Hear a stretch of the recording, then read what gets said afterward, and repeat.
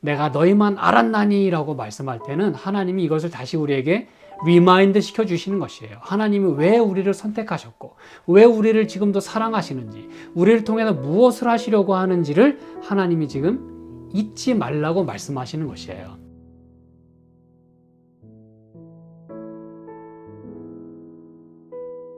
오늘 저녁에 저희들이 아모스 3장 2절에 있는 말씀, 내가 땅의 모든 족속 중에 너희만 알았나니 그러므로 내가 너희 모든 죄악을 너희에게 보응하리라 하셨나니. 여러분, 원래 이렇게 사랑이 깊고 또 더 많은 사랑을 하게 되면 사실 질투도 더 심한 법이죠. 그렇죠?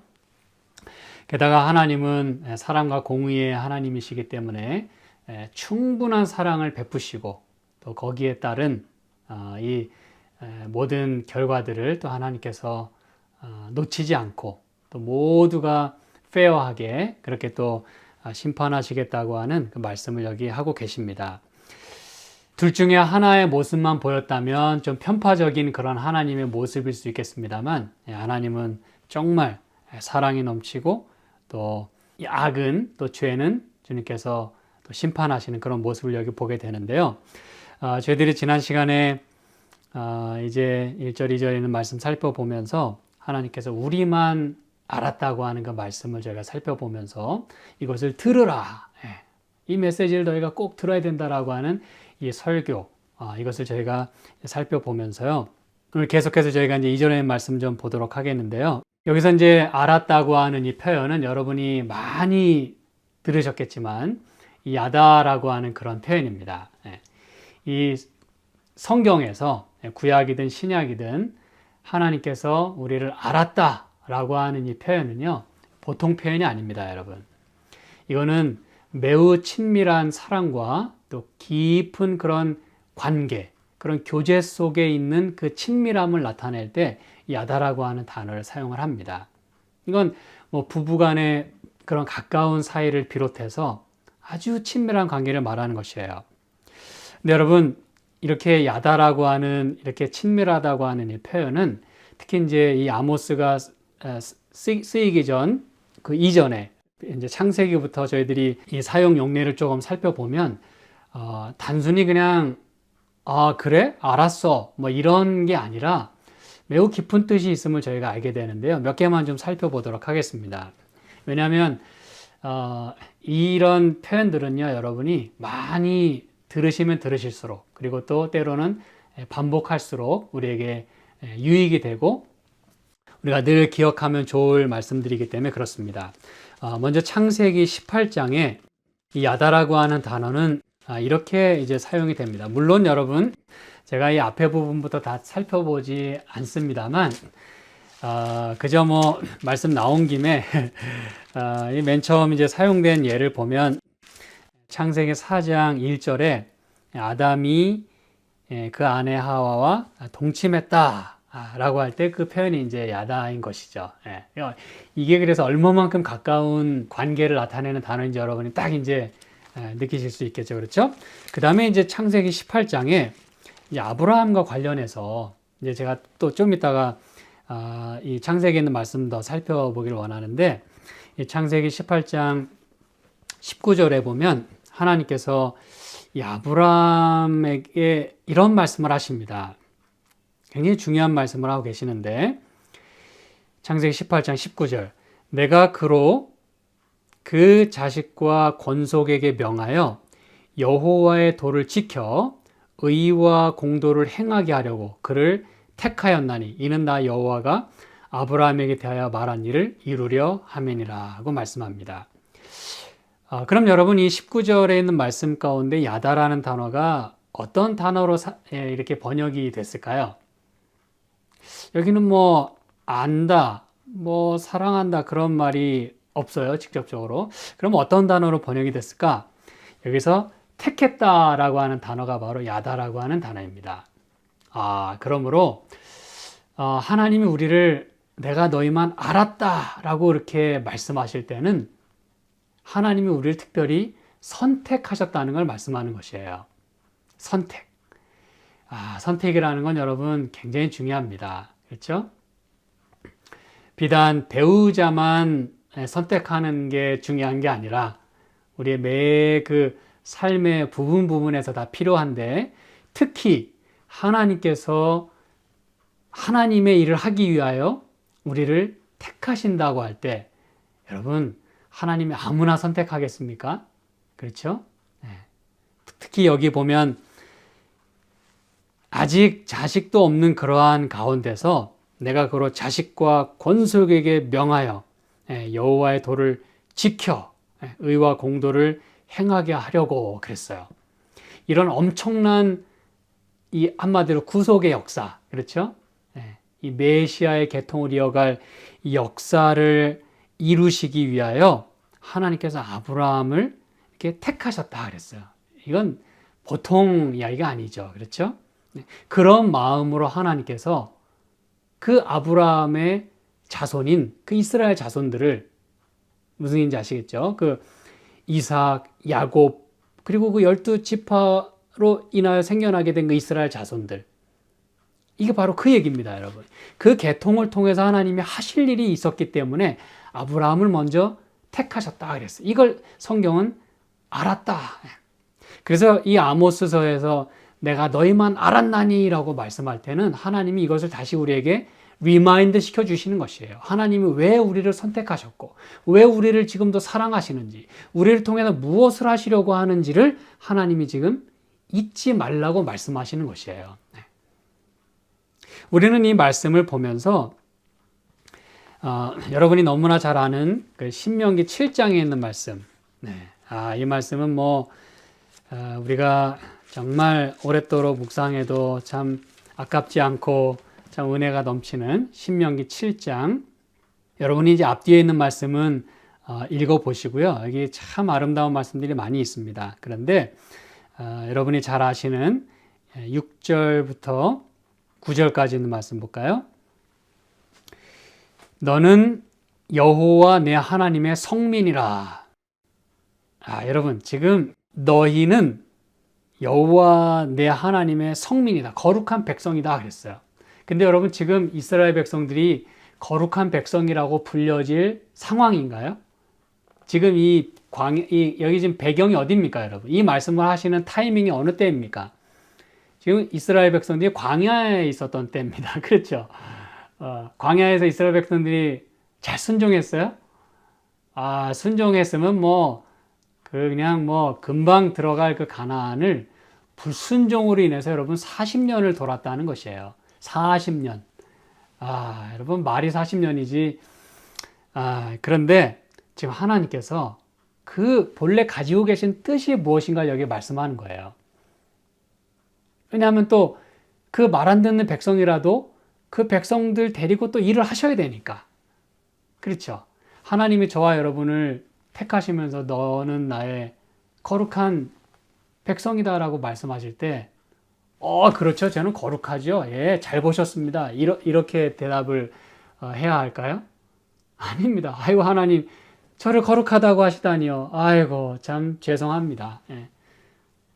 참 제가 그런 칭호를 받을 만한 사람이 못 되지만, 그렇게 저를 봐주시고 택해 주시니 감사합니다. 이렇게 이제 나와야 되는 것이거든요. 그렇죠?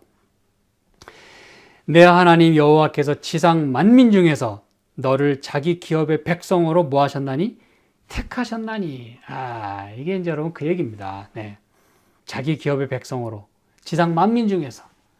여러분, 나보다 다른 지상 만민 사람들이 다 못났기 때문에 나를 택하셨어요? 세상에 있는 모든 사람보다 여러분이 가장 뛰어나기 때문에 여러분을 택하셨을까요?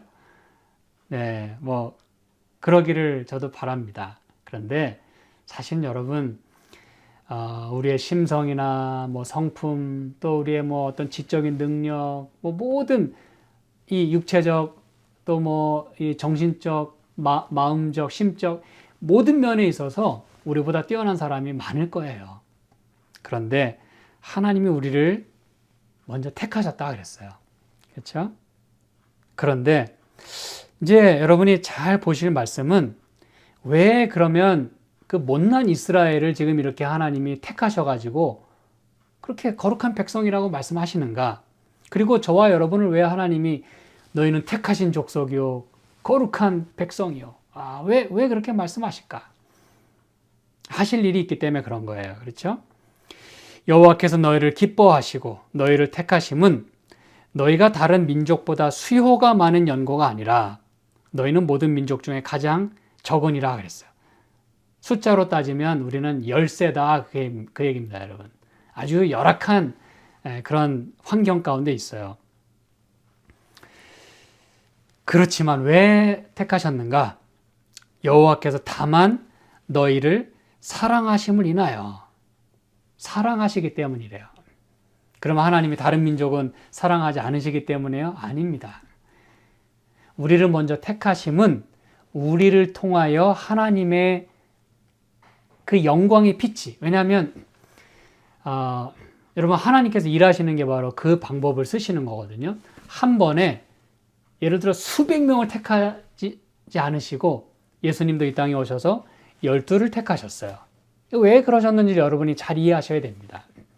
물론 한 번에 모든 걸 하면 한 번에 끝나니까 더 효과적일 수 있다고 여러분 생각할지 모르겠지만 하나님의 방법은 그게 아니에요. 제자를 삼는 것. 이거는 나의 삶을 그대로 본받게 함으로 인해서 하나님의 그 메시지가 그냥 말로만이 아닌, 입으로만이 아닌 삶으로 보여지게 하도록 하기 위해서 이렇게 적은 숫자들을 택해서 먼저 자기 사람을 만드시는 거예요.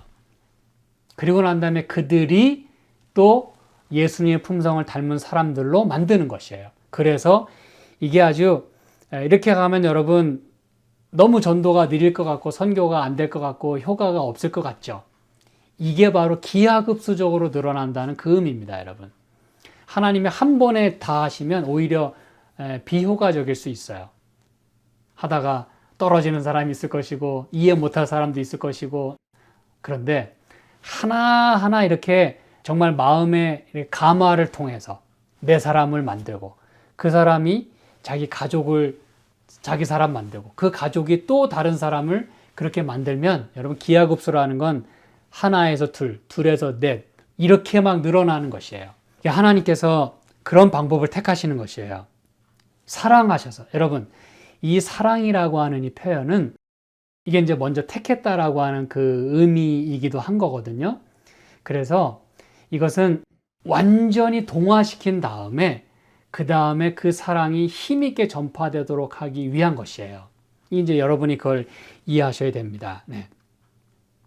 다만 너희를 사랑하심을 인하여 또는 너희 열조게 하신 맹세를 지키려 하심을 인하여 자기의 권능의 손으로 너희를 인도하여 내시되 너희를 그 종되었던 집에서 애굽 왕 바로의 손에서 속량하셨나니 그런즉 너는 알라 오직 내 하나님 여호와는 하나님이시요 신실하신 하나님이시라. 그를 사랑하고 그 계명을 지키는 자에게는 천대까지 언약을 이행하시며 인애를 베푸시되.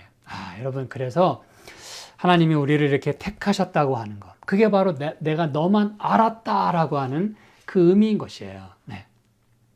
완전히 자기 사람으로. 네.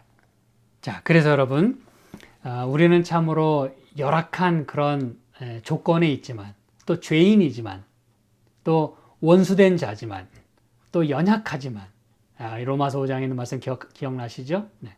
하나님이 먼저 우리를 사랑하셔서 구원하셨다라고 말씀을 하시는 것이에요. 그걸로 끝이에요? 아닙니다. 우리로 베드로전서 2장 9절에도 말씀했잖아요. 너희는 오직 택하신 족속이요 왕같은 제사장이요 거룩한 나라요 그의 소유된 백성이 이는 너희를 어두운 데서 불러내어 그의 기이한 빛에 들어가게 하신 자의 아름다운 덕을 뭐하게? 선전하게 하려 하심이라. 이제 여러분 분명히 아셨죠? 그렇죠? 네. 그것입니다, 여러분. 자, 이런 목적과 이런 그 하나님의 마음이 여기 이제 우리를 왜 어떻게 택하셨는지를 여기 이제 말씀하면서 아브라함 이야기를 이스라엘 백성에게 상기시키는 것이에요. 너희 조상 아브라함. 네. 그리고 여러분 호세아서에 있는 말씀의 배경 역시 여러분이 이제 여기 호세아서 13장 5절에 보시면 여기에서는 이제 이 알았다라고 하는 표현이 어떤 단어로 사용이 됐을까? 어떤 단어로 번역이 됐을까? 호세아 13장 5절에 내가 광야 마른 땅에서 너를 권고하였거늘. 여기 이제 권고했다라고 하는 이 표현이 바로 야다인 것이에요. 네. 여기 물론 영어 표현에는 I cared. 내가 널 돌봤다. 여러분 이게 이제 무슨 얘기인지 아시겠습니까? 여기 4절에도 보면 내가 애굽 땅에서 나옴으로부터 나는 내 하나님 여호와라. 나밖에 내가 다른 신을 알지 말 것이라. 왜냐하면 나 외에는 구원자가 없기 때문이다. 그 얘기를 하시면서 내가 너를 돌봐줬다. 케어했다. 어디에서? 광야 마른 땅에서. 여러분 광야 마른 땅에서 이 이스라엘 백성이 40년 동안 불순종했어요. 불평하고. 근데 하나님 뭐 하셨다고요? 케어하셨대요. 하나님이 그들을 택하지 않으시고 언약의 말씀을 그냥 아이고 니네 그냥 기껏 그렇게 내가 내 피로 이렇게 다 구원해냈더니 이 모양 이 꼴이냐? 니네는 안 되겠다. 그리고서 포기하셨더라면 이게 끝이었습니다. 근데 하나님은 그 광야 마른 땅, 지지리도 말 안 듣는 그 백성, 그들을 40년 동안 권고했다. 케어했다. 나밖에는 다른 신이 없으니까 나라도 너를 케어해 줄게. 그 마음으로 지금 내가 너만 알았나니 라고 말씀하면서 그걸 또한 리마인드 시키는 것입니다. 네. 리마인드 시켜주는 것이에요. 니네가 지금 나한테 그러면 안 돼. 네. 인간적으로라도 말이죠. 네. 그래서 지금 여러분 이 아모스 3장에요. 우리가 지금 2절에 있는 말씀 살펴보고 있지 않습니까? 내가 너희만 알았나니. 근데 여기 우리가 잘 아는 말씀 3절 두 사람이 의합지 못하고 어찌 동행하겠으며. 여러분 이 말씀을 저희가 지난 시간들 통해서 살펴봤어요. 근데 이 동행이라고 하는 게 이제 제가 그 어떤 배경을 좀 말씀드리면 이 아모스는 이 드고아 목자라 그랬잖아요. 다 그게 이제 내내 광야 세팅이거든요. 여러분 이거 잘 들으셔야 됩니다. 이 아모스도 광야가 어떤 곳인지 잘 알아요. 그 광야의 목자 출신입니다. 그래서 지금 이 아모스가 이 말씀을 지금 하고 있는 이 배경이 그들의 그 어떤 백그라운드가 지금 어떤 것이라고 하는 걸 우리에게 잊지 않도록 지금 리마인드 시켜주고 있냐면 광야 세팅이에요. 하나님이 그 광야에서도 너희를 그렇게 인도하셨다고 하는 거. 지금 2장 여기 10절부터 계속 그 말씀하는 거 여러분 알고 계시죠? 그렇죠? 내가 너를 애굽 땅에서 이끌어내서 40년 동안 광야에서 인도하고 3장 1절에도 내가 애굽 땅에서 인도하여 올리시니 온 족속을. 이게 지금 광야 세팅입니다, 여러분. 아모스도 지금 그걸 배경으로 이걸 말씀하고 있어요. 그럼 여러분 광야라고 하는 곳을 여러분 잘 생각해 보시기 바랍니다. 그냥 이런 산책길이 아니에요. 나무가 우거지고 뭐 풀이 많고 꽃이 있고 공기 좋고 물병 갖고 다니면서 물 마시면서 이렇게 즐기는 그런 동행이 아니라 광야예요. 광야. 여러분 광야에서 혼자 살아남기도 힘들어요. 먹을 게 있어도 혼자 먹는 것도 부족합니다. 그런데 두 사람이 마음이 맞아야 동행하겠다고 하는 이 표현은 여러분 그 광야에서 그 모든 게 열악한 그 환경, 모든 게 부족한 환경, 모든 것이 위험한 환경, 그 환경 가운데서 마음마저 맞지 않는다면 어찌 동행하겠냐 이것이에요. 이제 무슨 얘기인지 더 이해를 하시겠죠. 그렇죠?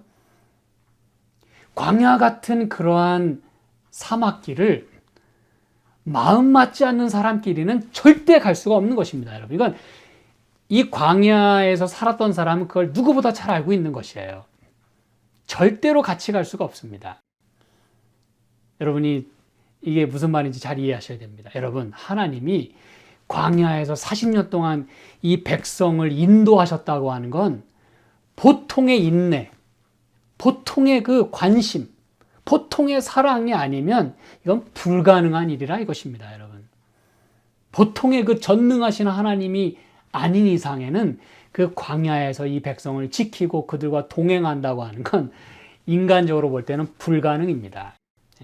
그 광야에서 혼자도 살아남기 힘들고 혼자 모든 게 힘든 그 상황에서 여러분 마음 맞아 안 맞아 봐요. 마음이 맞아야 그나마 서로 위로해 가면서, 그렇죠?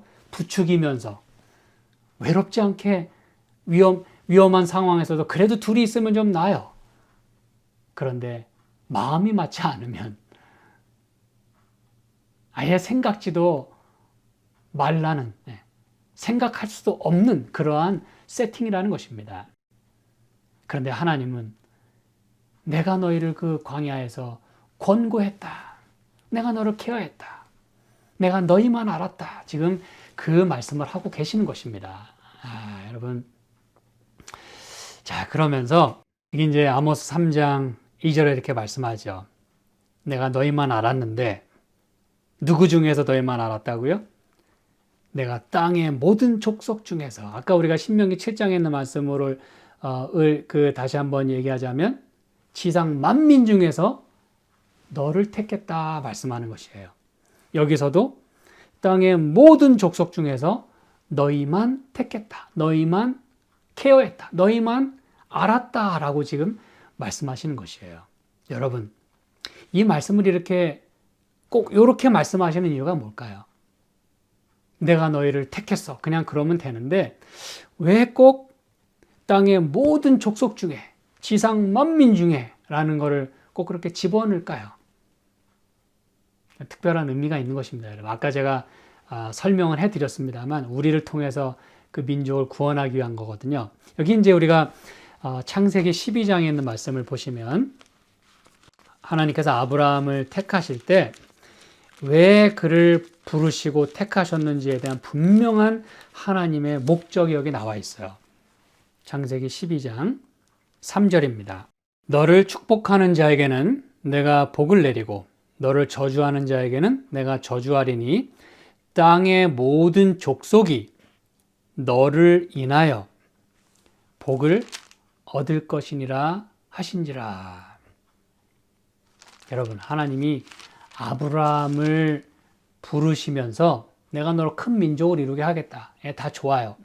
그런데 복의 근원이 되게 하게까지 말씀하시면서 땅의 모든 족속이 너를 인하여 복을 얻겠다. 여러분, 복의 근원이 되겠다고 2절에 이렇게 말씀을 하시는 그 목적과 이유 분명히 나와 있죠?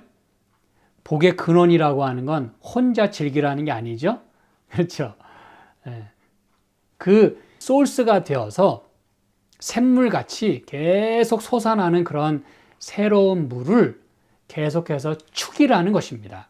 계속해서 베풀라는 것이에요. 그래서 너를 인하여 모든 족속이 복을 얻겠다는 말은 너를 통하여 이 축복이 흘러나가게 하겠다라고 말씀하시는 것이에요. 하나님이 그 목적으로 아브라함을 택하셨고 저와 여러분을 택하셨다는 것입니다. 그럼 여러분, 복의 근원이라고 하는 건 나 혼자 복을 누리라는 얘기예요? 나만 사랑하고 나만 복을 주셨다는 얘기입니까? 아니라는 걸 우리가 분명히 알겠죠. 내가 너희를 지상 만민 중에서 너희를 사랑했다. 그 말은 아이고 하나님 우리만 사랑했나? 그게 아니라 우리를 먼저 택하시고 먼저 사랑하신 것은 우리로 하여금 그 축복과 사랑이 이젠 다른 사람에게 전달이 되어서 그 사람도 복을 받고 그 사람도 하나님의 사랑을 경험할 수 있도록 하라는 것입니다, 여러분. 이게 하나님의 방법이에요. 하나님이 그냥 일방적으로 막 비를 내리시듯이 모두에게 한 번에 쫙 모든 게 내리시면 하나님이 누군지, 도대체 뭐 하는 분인지, 이게 뭔지 다 모를 사람이 많아요. 그래서 아브라함을 통해서 하나님이 누구신지, 하나님은 어떤 분인지, 하나님의 사랑이 얼마나 큰지를 충분하게 경험하게 하시고 복이라는 게 이런 거구나.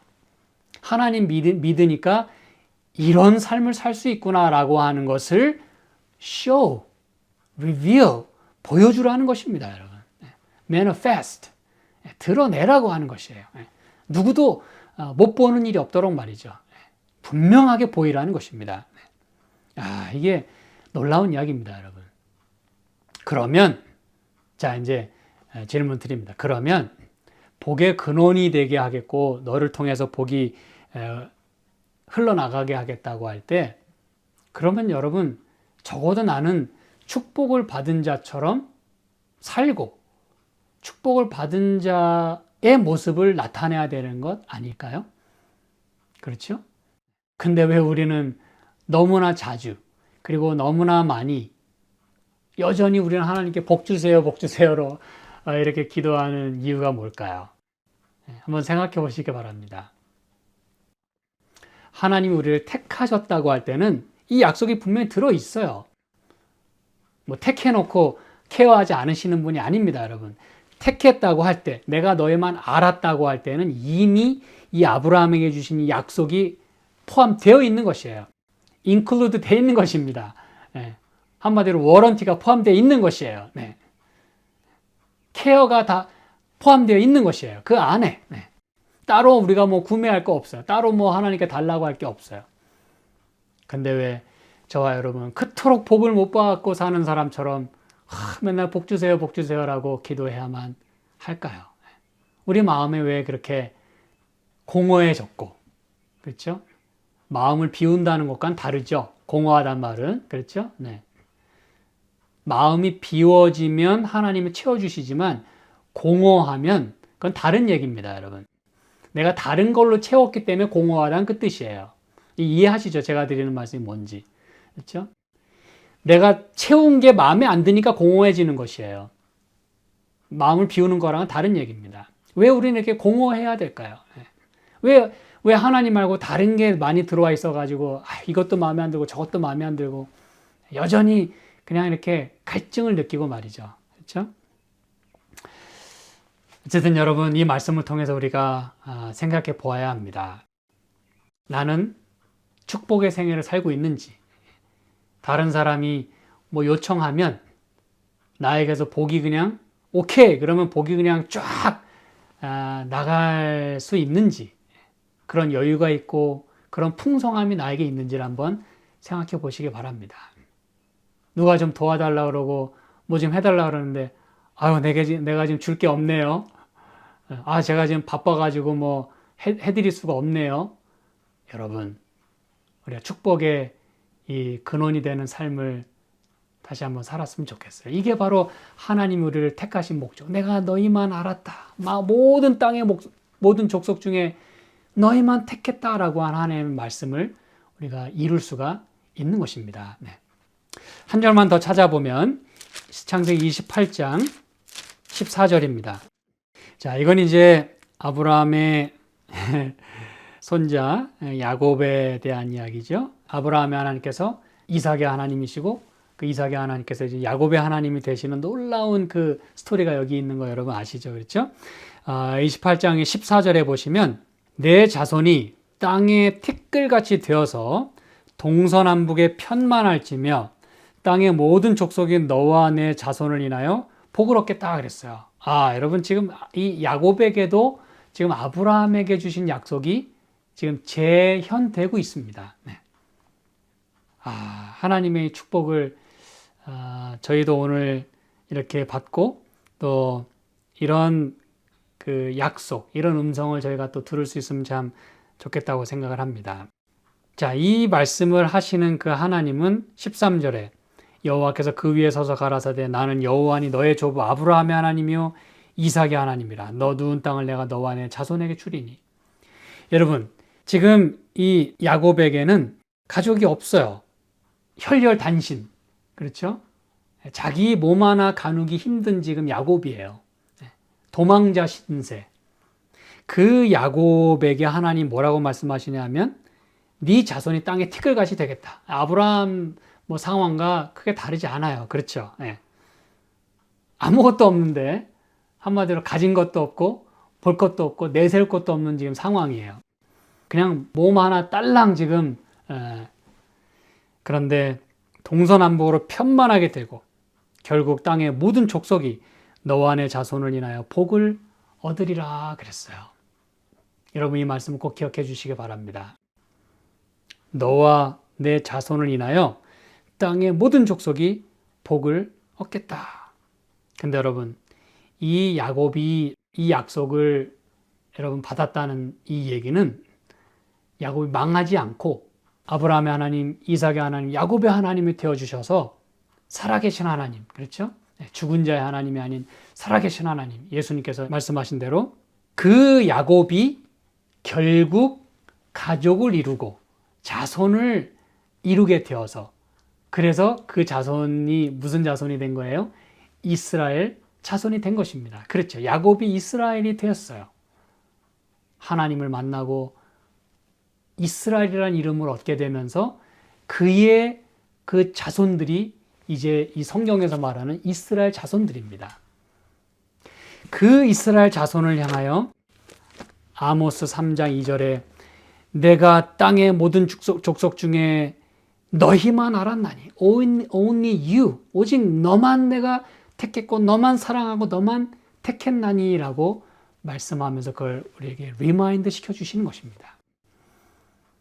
그런데 이런 사랑을 받고 이런 택함을 받은 땅의 모든 족속을 오히려 그 이스라엘을 통하여 모든 복이 흘러나가게 했어야 하는 그들이 지금 땅의 모든 족속보다 못한 지경이 됐어요.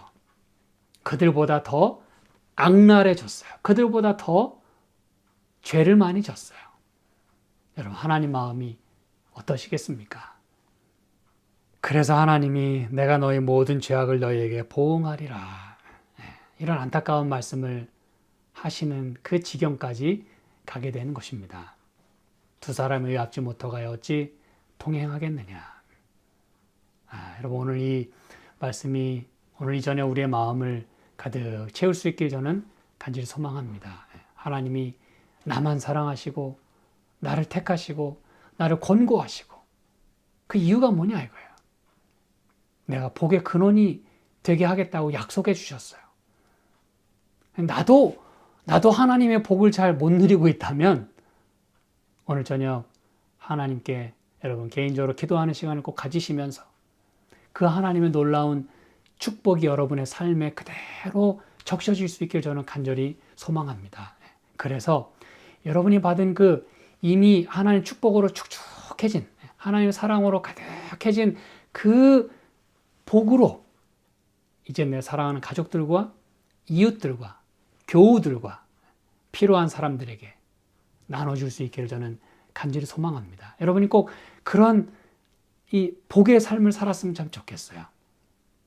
그리고 어떤 경우는 내가 복을 너무 많이 받아서 할렐루야, 그런데 잘 나눠주진 않아요. 그럼 여러분, 그것 또한 문제가 있는 것입니다. 오늘 땅의 모든 족속이 우리로 인해서 복을 경험함으로 인해서 하나님께서 우리를 택하시고 하나님의 놀라운 구원의 사역이 우리를 통해서 이 마지막 시대에 끝까지 이루어질 수 있도록 오늘 저녁에 하나님께서 역사해 주시고 우리를 다시 한번 소생시켜 주시기를 간절히 소망하면서 말씀을 마치겠습니다. 함께 기도하실까요? 하나님 아버지, 저희를 사랑해 주시고 또 택해 주시고 권고해 주셔서 감사합니다. 또 이 축복의 근원이 되게 하시겠다고 말씀해 주셔서 감사합니다. 저희가 하나님의 복이 무엇인지도 모르고 살았다면 회개합니다.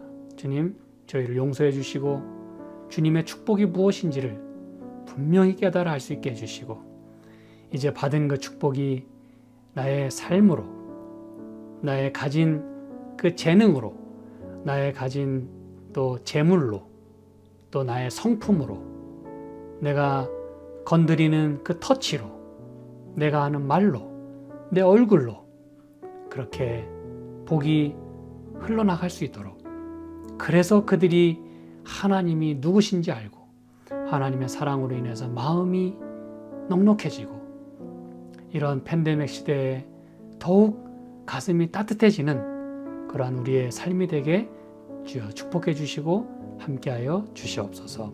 우리 사랑하는 교우님들 주여 각 개인과 가정을 주님께서 돌아보시고 재정적으로도 어렵지 않고 또 건강적으로 아프지 않고 또 믿음으로 늘 생애할 수 있는 우리 모든 교우들 될 수 있도록 은혜 베풀어 주시기를 예수님의 이름으로 간절히 기도합니다. 아멘.